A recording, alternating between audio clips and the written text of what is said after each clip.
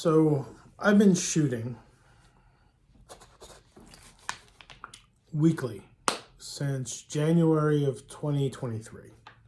So a little over a year now, I've been shooting once a week for a year. Occasionally miss a weekend, but for the most part, a whole year, every week, shooting. In that time, I've shot at technically 5 different ranges. 5 different ranges. And generally, they've all been very good experiences. I follow range etiquette. I've watched many videos on range etiquette, and then you go to a range and they make you watch another video on range etiquette. Perfectly fine. So I know my range etiquette, right? I know how to take the gun out, which way it should be facing, yada, yada, yada, when I can load, when I cannot load, how it should be put on the table, all that kind of stuff, how to handle it, don't do the up and out as you're presenting, all that stuff. Okay, my range etiquette is good. Now, I wanted to emphasize the range etiquette, right? And I watch a lot of YouTube videos. So I have a good understanding of how to shoot, how I should be shooting, how I should be holding the pistol and conducting myself at the range. And like I said, I've been to 5 different ranges over the course of that year. And they've all been decently, they've all been relatively positive experiences.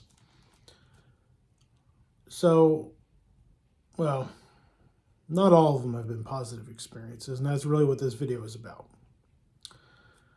It's about the certain type of range officer.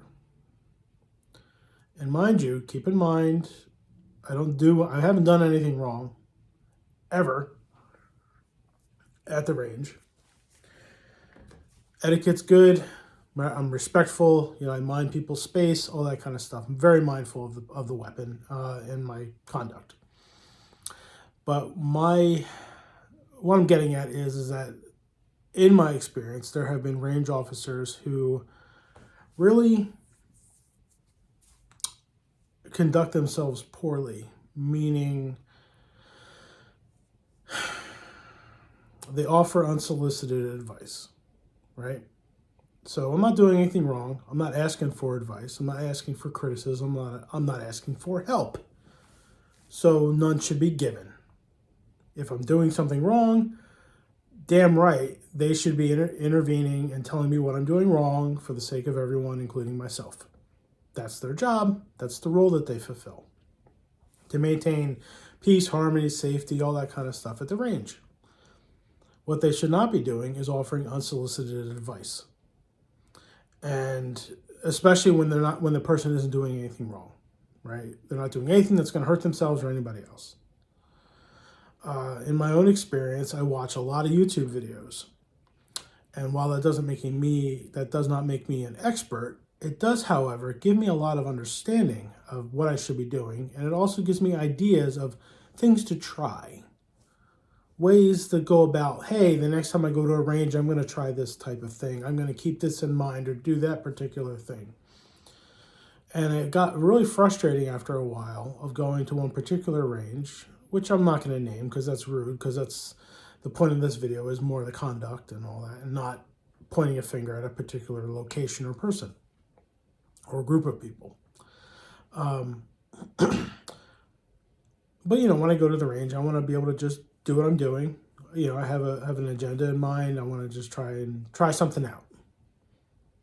I don't want to become someone's pet project for the night because they're bored and they think they have some insight to offer me, which I did not ask for. And I'm the type of person who's generally polite and will nod and smile and just bite my tongue, be friendly and cordial, and try to continue with what I'm doing. So this video is pretty much a knock it the fuck off to those range officers who go above and beyond out of their way to just offer their advice and their expertise to people who aren't asking for it, right? Don't make someone your pet project for the night. Don't make someone who's shooting your entertainment for the night. It's rude, okay?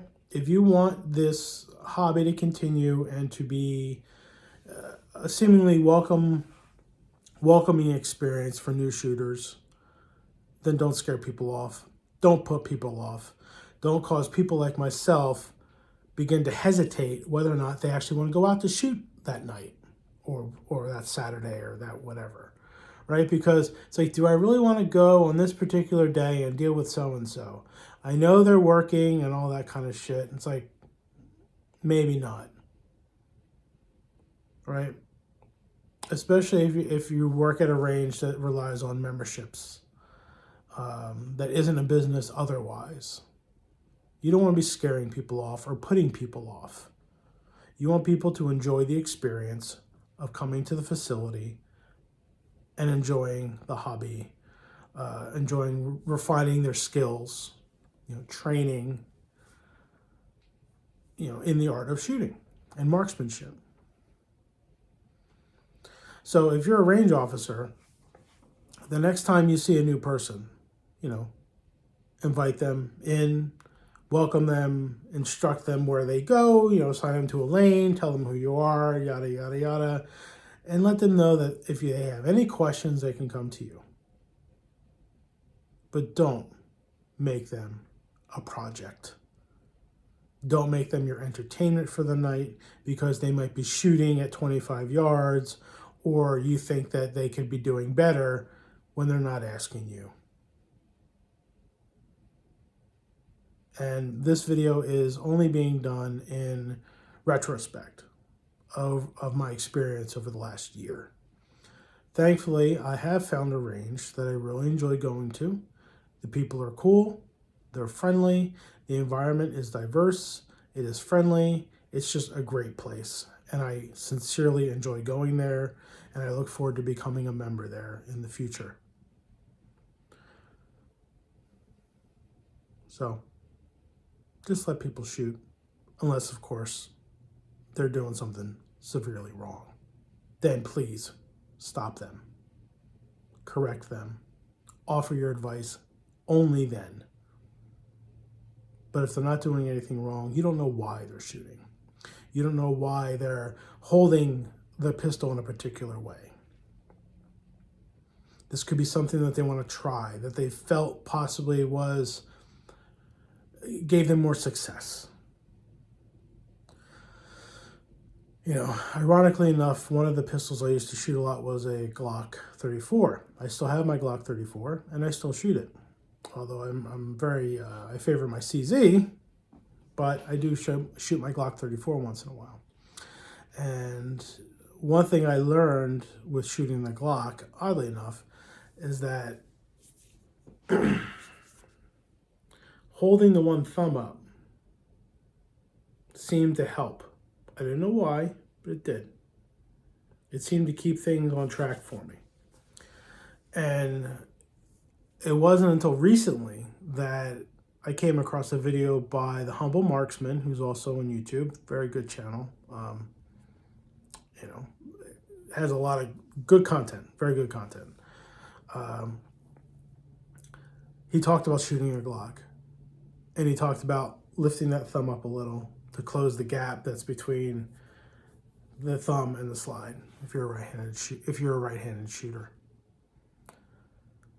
And I thought that was interesting because I only learned that from my own experience. But in contrast to my own experience and then learning about learning about that from the Humble Marksman, that he also agreed with, it helps with shooting a Glock. Obviously, depending on your hand size and all that kind of stuff. But